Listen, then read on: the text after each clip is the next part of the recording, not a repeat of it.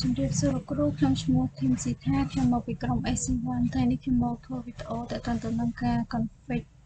Apache Tool ជាមួយនឹង PHP ដែលដំបូងហ្នឹងគឺខ្ញុំធ្វើការ remote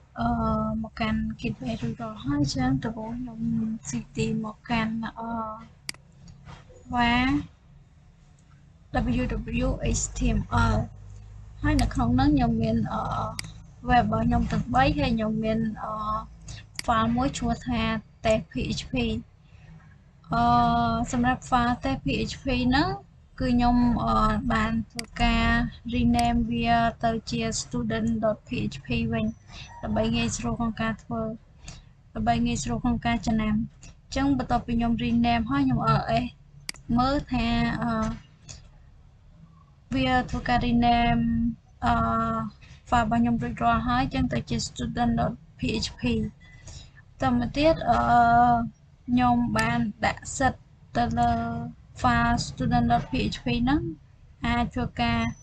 read write ហើយនិង execute អញ្ចឹងបន្តមកទៀតខ្ញុំ vim ទៅកាន់ student .php ហ្នឹងដើម្បីធ្វើការ pass ទៅលើcode ដែលខ្ញុំបានមកពីលោកគ្រូអញ្ចឹងខ្ញុំទៅ show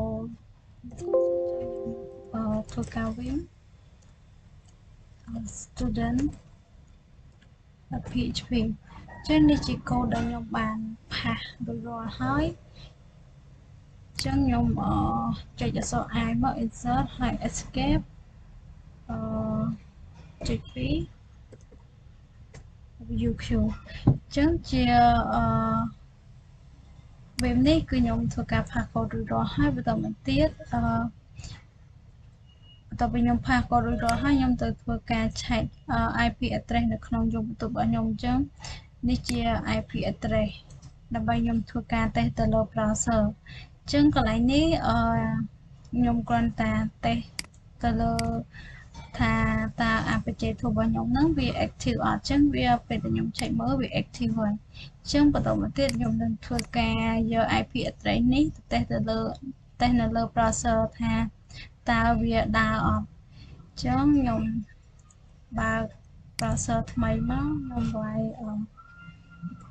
ខ្ញុំ copy IP address ហ្នឹង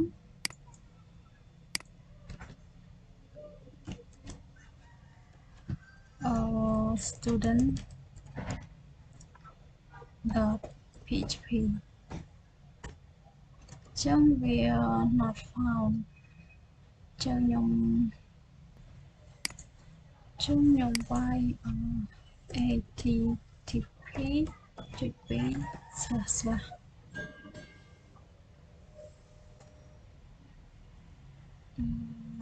not found